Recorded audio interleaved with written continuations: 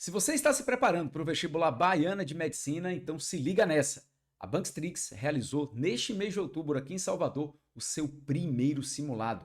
E esse arquivo com as questões de física digitalizadas já está na nossa comunidade VIP do Telegram. Para você entrar e baixar esse arquivo gratuitamente, é só você clicar no link que está aqui na descrição desse vídeo. E a partir de agora, o que nós vamos fazer é resolver as questões de física deste simulado. E olha, teve divergências em relação ao gabarito oficial. Mas antes, se você quer aumentar suas chances de aprovação nesse vestibular que tem uma barreira de entrada alta, então participe da nossa revisão de física completa. Lá você vai encontrar aulas ao vivo toda semana, uma equipe de monitores e eu mesmo que estarei presente todos os dias para tirar suas dúvidas em tempo real. E além disso, você ainda encontra todas as questões de física dos últimos 20 vestibulares Baiana de Medicina resolvidas em videoaulas item por item. Com certeza, esse material exclusivo que você só encontra aqui com a gente vai te ajudar a ingressar na Baiana de Medicina. Mas vamos deixar de papo e vamos para o que interessa. Vamos para a correção do simulado.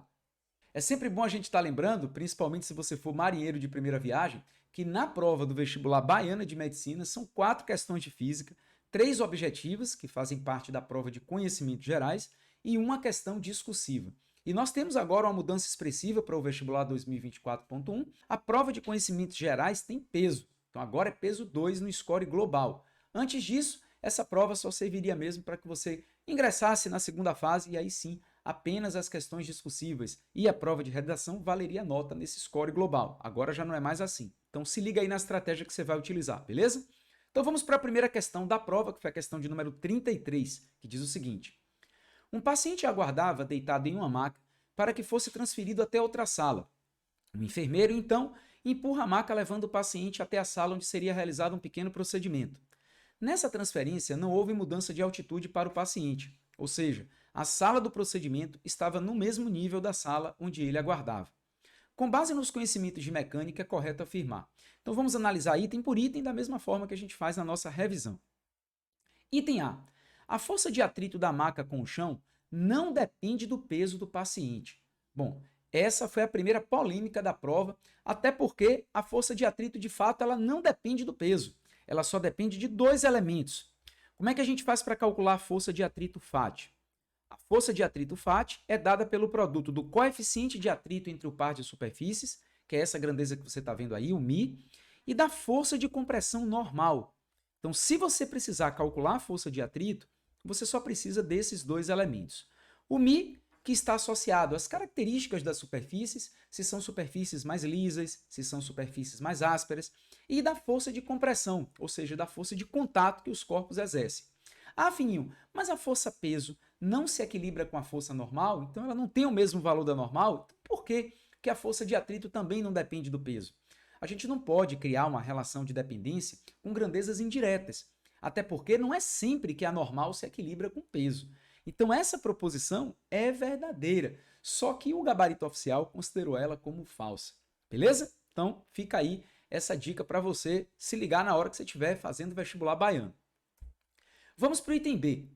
Quanto maior a massa do paciente, maior seria o trabalho realizado do peso ao longo do seu deslocamento. Bom, essa foi a outra polêmica, porque a Bankstrix considerou que essa proposição era verdadeira. Mas vamos lembrar como é que a gente calcula o trabalho realizado pela força-peso. O trabalho do peso depende apenas de 3 grandezas, da massa, da gravidade e da altura, ou seja, do desnível que o objeto vai percorrer. Só que o detalhe é, o trabalho do peso depende da massa? Depende. Só que ele diz na questão que não há mudança de altitude. Ou seja, a maca ela não vai subir, ela não vai descer, ela vai permanecer no mesmo nível. E isso quer dizer que essa altura percorrida, que é o desnível, vai ser igual a zero. E sendo a altura igual a zero, o trabalho realizado pela força-peso também vai ser igual a zero.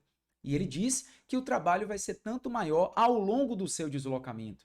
Bom, o deslocamento é horizontal, não é vertical, então não tem trabalho. E aí, a Bankstrix considerou que essa era a proposição verdadeira, mas eu estou te mostrando aqui que ela não é falsa. Vamos para o item C. Se o enfermeiro levasse o paciente para outro andar, a força-peso não realizaria trabalho durante esse deslocamento. Bom, de fato, essa proposição é falsa, né? Porque, como eu mostrei, o trabalho realizado pela força-peso depende do desnível. Então, se o paciente sair de um nível e for para o outro, então a gente vai ter aqui uma altura percorrida. E se nós temos uma altura percorrida, nós temos realização de trabalho por parte da força-peso. Então, de fato, essa proposição é falsa. Item D. Para atingir uma velocidade de 1 metro por segundo a partir do repouso, o trabalho da força resultante horizontal aplicada pelo enfermeiro será proporcional à massa do conjunto paciente-maca, desprezando os atritos. Bom, como é que a gente faz para calcular o trabalho de uma força resultante? Bom, uma das maneiras que a gente pode utilizar é o teorema da energia cinética, que diz que o trabalho realizado pela força resultante é igual à variação da energia cinética sofrida pelo corpo. E aí, como a gente sabe, a variação da energia cinética é a energia cinética final menos a energia cinética inicial. Abrindo aqui essa equação, a gente vai ter que o trabalho da força resultante é igual à energia cinética. Lembra aí, fininho, como é que a gente faz para calcular a energia cinética? Bom, vou colocar aqui no cantinho da tela. A energia cinética é a massa vezes a velocidade ao quadrado dividido por 2. Então, nós vamos ter, abrindo aí essa equação, que o trabalho da força resultante é mv ao quadrado sobre 2, energia cinética final, então essa velocidade que está aí é a velocidade final, e mv0 ao quadrado sobre 2, que é a energia cinética inicial. Como ele fala que o objeto vai partir do repouso, né? Então a velocidade inicial dele é igual a zero, então tudo isso aqui vai terminar dando zero. E aí, o trabalho realizado pela força resultante vai ser igual a mv ao quadrado dividido por 2. Bom, ele está dizendo na questão que a velocidade final do conjunto vai ser 1 metro por segundo. Então, de fato, o trabalho realizado pela força resultante depende da massa? É proporcional à massa? Com certeza. Porque, por exemplo, se você colocar um paciente de 70 kg sobre a maca, o trabalho realizado pela força resultante vai ser 1. Mas se o paciente tiver 90 quilos, o trabalho realizado pela força resultante já vai ser outro. Então lembre, grandezas que estão situadas no mesmo nível, quando a gente tem um elemento constante, que no caso aqui é a velocidade final, são grandezas diretamente proporcionais. Então essa proposição é a verdadeira, só que a Banks-Tricks considerou até então como falsa. Vamos ver se eles vão corrigir esse gabarito. Para manter a maca a uma velocidade constante, o enfermeiro precisa aplicar uma força 3 vezes mais intensa que a força de atrito da interação da maca com o chão. Bom, eu vou fazer um desenho aqui para ficar mais fácil da gente analisar. Nós temos aqui a maca, vamos inclusive desprezar os atritos de rolamento, até porque uma maca ela tem rodinhas, tá? Aqui em cima da maca nós temos o paciente, e aí vamos para as forças que agem na maca, considerando que o deslocamento dela, segundo a questão, é um deslocamento horizontal. Bom, então, esse conjunto maca-paciente vai sofrer ação de um peso orientado para baixo. Como a maca está em contato com a superfície, então ela exerce uma força de compressão na superfície para baixo, que é a força normal, e aí a superfície reage e aplica a força de compressão na maca para cima. Nós temos peso normal e, considerando que essa maca está deslizando para a direita, a força de atrito vai agir para a esquerda. Então vamos colocar aqui força de atrito FAT.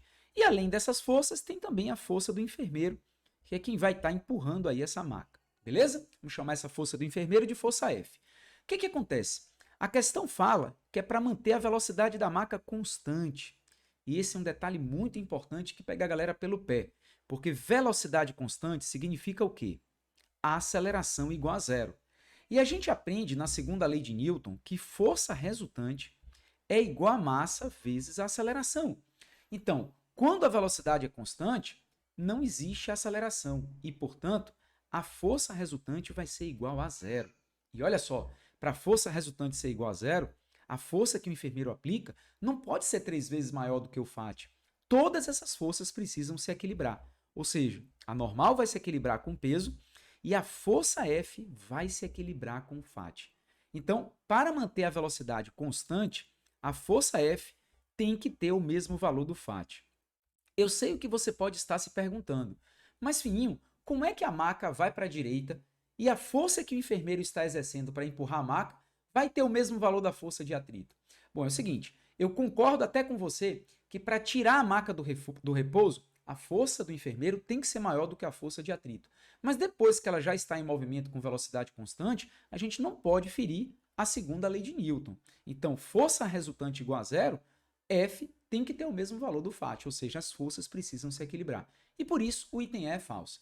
Então essa foi a questão polêmica do simulado, onde no meu modo de ver, o gabarito é a letra D e a Bankstrix considera aí no gabarito oficial o gabarito como sendo a letra B. E tem outro detalhe, né? O item A também é verdadeiro. Então nós teríamos aí 2 itens verdadeiros para uma mesma questão. Então, na minha forma de ver, o gabarito aí precisa de uma correção. Questão 34.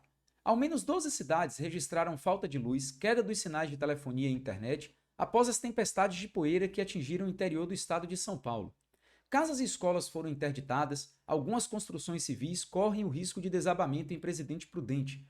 Aulas foram suspensas e moradores foram encaminhados para abrigos. A Defesa Civil chegou a registrar ventos com velocidade máxima de 100,8 km por hora. Com base na informação do texto, mantendo-se a velocidade máxima constante, é correto afirmar que o deslocamento desses ventos a cada segundo seria de...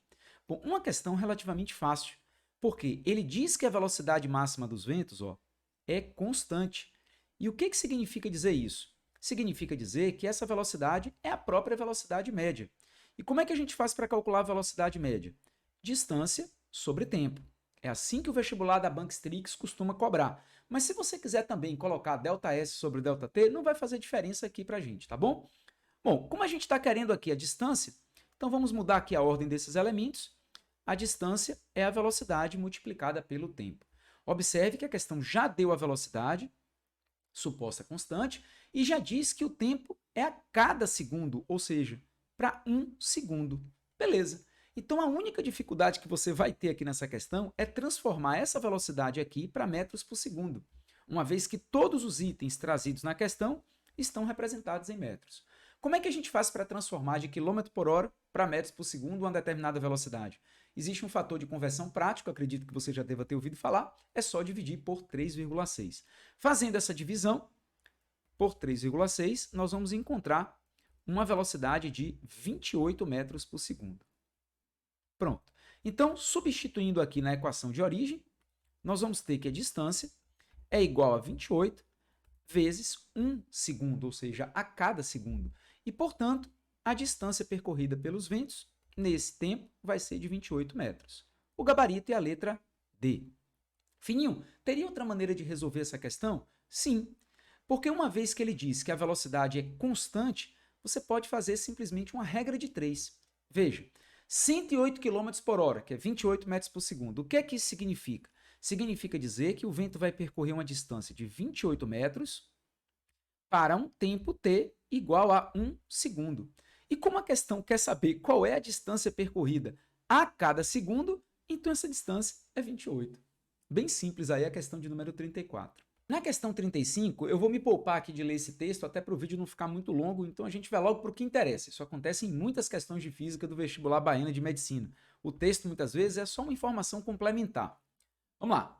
As oscilações das paredes de um vaso sanguíneo, contraindo-se ou relaxando-se pela ação de um estente, podem ser investigadas inicialmente a partir da análise do sistema simples formado por uma massa de 160 gramas presa na extremidade livre de uma mola ideal com constante elástica igual a 4π² newtons por metro, que se encontra no instante t igual a 0, comprimida de 10 centímetros e, em seguida, passa a oscilar sobre uma superfície horizontal sem atrito, alongando-se e se contraindo. Com base nessa informação, nos conhecimentos de física e desprezando-se a resistência do ar, pode-se afirmar que no instante t igual a 1,1 segundo, a posição da massa oscilante é igual a... Bom, eu vou fazer um desenho aqui para ficar mais fácil de você compreender. Um sistema massa-mola nada mais é do que um conjunto, como o nome diz, formado por uma mola, que a questão fala que está sendo comprimida de 10 centímetros, e uma massa. Então, assim, se essa mola não estivesse sido comprimida, ela estaria numa posição natural, que a gente chama de posição de equilíbrio, né? Então, ela nem foi esticada, nem foi comprimida. Mas nesse caso aqui, ela foi comprimida de 10 centímetros. Então, como o movimento dessa mola acontecerá em duplo sentido, eu vou estabelecer um referencial aqui orientado para a direita, porque ora o bloquinho, uma massa, vai estar à direita da posição de equilíbrio, ora à esquerda, ou seja, oscilando em relação à posição de equilíbrio, que é o que a gente chama de movimento harmônico simples, o famoso MHS. Então eu vou marcar aqui a posição dessa massa, menos 10, e ela vai ficar oscilando entre menos 10 e 10 na escala centímetros. Beleza. Então, o que que acontece? Quando você solta o bloquinho dessa posição, ele vai até a posição 10 centímetros, volta para a posição menos 10, e como não há atrito, ele vai estar realizando aqui um movimento perpétuo. Beleza. Como é que a gente vai descobrir qual é a posição em que essa massa vai estar no instante 1,1 segundo? Bom, a primeira coisa que a gente vai precisar descobrir é qual é o período desse oscilador massa-mola. Lembrando que período, que a gente vai chamar aqui de T maiúsculo, é o tempo de uma repetição. Ou seja, é o tempo que essa massa sai da posição menos 10, vai até a posição 10 e volta para a posição menos 10. Fininho, e como é que a gente faz para calcular o período? Bom, aí nós temos duas possibilidades. Podemos calcular o período como sendo o inverso da frequência, que é uma fórmula geral para movimentos periódicos que a gente utiliza. Pode ser um movimento ondulatório, pode ser um movimento circular uniforme, mas eu não tenho a frequência, então eu não vou ter como calcular o período por aqui. Mas existe uma maneira de você calcular o período de um oscilador massa-mola com base nos seus elementos. Para um oscilador massa-mola, a gente aprende que o período é 2π raiz de m sobre k, onde m é a massa do oscilador e k é a constante elástica da mola. Se você observar, a questão deu a massa do oscilador, 160 gramas, e deu a constante elástica da mola. Então, a gente consegue descobrir o período. Só tem um detalhe. Veja que a constante elástica está representada em newtons por metro, que é sistema internacional. Então, a massa que você vai utilizar tem que estar no sistema internacional também. Então, a gente vai ter que transformar, porque massa no SI não é representada em gramas, é representada em quilogramas. Então, tirando aqui 3 casas, 0,16 quilogramas passa a ser a massa do oscilador. Agora sim, vamos calcular o período. Então, vamos fazer essa continha aqui, ó. O período vai ser igual a 2π raiz quadrada de m, que é 0,16, sobre k, que é 4π quadrado. Bom, fazendo essa conta, a gente pode tirar esses dois elementos aí da raiz, né? Porque quanto é a raiz quadrada de 0,16? É 0,4. E quanto é a raiz quadrada de 4π quadrado? É 2π. E daí você corta o 2π com o 2π e tem que o período de oscilação do oscilador massa-mola é 0,4 segundo. Olha só.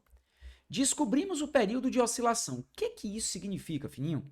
Isso significa, como eu já falei, que o oscilador vai e volta em 0,4 segundos. Então, olha como é que vai ficar fácil a gente resolver desse jeito. Ó. Cada segmento desse aí da trajetória, a gente pode, então, dividir em 0,1 segundo. Então, 0,1, esse pedacinho aqui, ó, e 0,1, esse outro pedacinho. E aí, vê se eu não estou certo. Quando o bloquinho sai daqui, ele vai, ó, 0,1, com mais 0,1, 0,2, com mais 0,1, 0,3, fechando o ciclo, 0,4. Ou seja, é o período dele, é o tempo de ida e volta. Só que a questão quer saber qual é a posição que esse oscilador vai dar no tempo 1,1 segundo. Ele quer no tempo de 1,1 segundo. Bom, a gente pode fazer até pela lógica, né? Ó, ao sair daqui, vir para cá e voltar, 0,4. Então, vá contando comigo. 0,4, primeira oscilação, com mais segunda oscilação, 0,8. Aí, daqui para cá, 0,9. Daqui para cá, 1 segundo. Daqui para cá, 1,1 segundo. Então, qual é a posição que esse oscilador vai estar no instante t igual a 1,1 segundo? Posição 0. E, portanto, o gabarito é a letra E. Para mim, essa foi a questão mais difícil do simulado. A questão discursiva de física do simulado da Banks-Tricks foi a questão de número 2. E antes da gente começar a fazer, uma coisa que me chamou a atenção. Pela primeira vez, eu vejo a indicação de pontuações nos itens de uma questão discursiva. Perceba que aqui o primeiro item, ela marca 0,25 e no segundo item, pontuação máxima 0,75. Bom, isso pode acontecer, Fininho, no vestibular de 2024.1? Eu acredito que sim. Até porque a Baiana de Medicina vem mudando as formas de cobrança, o score global, como você já sabe, agora a prova de conhecimentos gerais passa a ter um peso, então você pode encontrar sim as pontuações. Isso é bom até para que você possa ter uma noção da nota que você tirou depois da prova. Mas vamos para a questão. O músculo deltoide participa ativamente nos movimentos do ombro, sendo que a função principal da porção clavicular é a flexão do ombro. Ele movimenta e estabiliza a articulação do ombro. Admitindo que, para elevar o braço, o músculo da parte anterior exerce uma força FA e o da parte posterior a força FP, com módulos iguais a 30 newtons e 40 newtons, respectivamente. Bom, aqui nós temos duas figuras mostrando a ação dessas forças, a força anterior e a força posterior, e aqui também nós temos uma resultante dessas forças, FR. Aqui a gente vê praticamente a mesma imagem, só que numa outra perspectiva. Então vamos resolver item por item. Primeiro item, explique o que acontece com a intensidade da força resultante FR à medida que o ângulo formado pelas forças FA e FP muda de 0 para 90 graus, pontuação 0,25. Então vamos lá. Primeiro, nós vamos medir a resultante dessas forças para um ângulo θ formado entre elas de 0 grau. Bom, quando duas forças formam entre si um ângulo de 0 graus, vou fazer aqui o desenho para ficar mais fácil, essas forças elas vão ter os mesmos sentidos. E quando dois vetores têm os mesmos sentidos, como é que a gente faz para calcular o módulo do vetor resultante? É só somar FA mais FP. Então, como a questão está dizendo que FA vale 30 newtons e FP vale 40 newtons, então a resultante dessas forças vai ser 70 newtons. Inclusive, a gente aprende em vetores que o vetor resultante ele assume valor máximo sempre que as forças têm os mesmos sentidos. E com essa informação que eu estou te passando, você não precisaria nem fazer esses cálculos. Porque se o valor máximo é quando as forças formam entre si 0 graus, então a tendência é ir diminuindo o valor da força resultante. Então essa já seria a resposta aí do primeiro item. Mas eu estou fazendo os cálculos aqui para a gente poder relembrar alguns conceitos, beleza? Bom, o que acontece quando o ângulo θ é 90 graus? Bom, aí nesse caso, nós temos as forças FA e FP perpendiculares entre si. E a gente aprende que quando duas forças são perpendiculares, o módulo do vetor resultante é dado pelo teorema de Pitágoras. E aí a gente usa a resultante ao quadrado é igual a FA ao quadrado mais FP ao quadrado. Quem já tem facilidade com a matemática vai perceber que o vetor resultante aí vai ter um módulo de 50 newtons, até porque constitui-se um triângulo pitagórico. 30 newtons, 40 newtons, os dois catetos, e aí a hipotenusa vai ser 50 newtons. Mas se você tem dificuldade, não tem problema, você pode fazer a conta. Então, FR ao quadrado vai ser 30 ao quadrado mais 40 ao quadrado. E aí, fazendo essas continhas, você vai encontrar FR ao quadrado igual a 2.500 e, portanto, a raiz quadrada de 2.500, 50. Então, o que aconteceu com a força resultante quando o ângulo passou de 0 para 90 graus? A força diminuiu. Ao considerar que o ângulo formado pelas forças anterior e posterior seja 60 graus, o módulo da força resultante exercida pelo músculo deltoide ficará expresso por x raiz de y. Determine o valor de x mais y. Então, quando nós temos dois vetores formando um ângulo qualquer, a gente pode utilizar a lei dos cossenos, que é uma lei geral. Então, a resultante ao quadrado é um dos vetores ao quadrado, mais o outro vetor ao quadrado, no caso aqui FP, mais duas vezes um pelo outro, FA vezes FP, vezes o cosseno do ângulo, que no caso aqui é 60 graus. Então vamos resolver agora essa continha. FR ao quadrado vai ser igual a 30 ao quadrado, mais 40 ao quadrado, mais 2 vezes 30 vezes 40, vezes o cosseno de 60, que é 1/2. Bom, se você fizer toda essa conta aí, não vou fazer para o vídeo não ficar longo, isso vai ficar FR igual a 3.700. E aí, a gente vai tirar a raiz aí desse FR ao quadrado e, portanto, vamos encontrar raiz quadrada de 3.700. Bom, aí a gente pode dar uma fatorada, né? Porque raiz quadrada de 3.700 é a mesma coisa que raiz quadrada de 37 vezes 100. E quanto é a raiz quadrada de 100? 10. Então, ela sai da raiz. E raiz de 37 não tem como a gente fatorar. Então, o resultado, 10 raiz de 37 newtons. Mas observe que a questão quer saber qual é o resultado x mais y, onde o x é o termo que está fora da raiz e o y é o termo que está dentro da raiz. Então, no caso aqui, o x vale 10 e o y vale 37. E, portanto, x mais y vai ser 10 mais 37. Então, resultado, 47. Essa é a resposta da questão discursiva, beleza?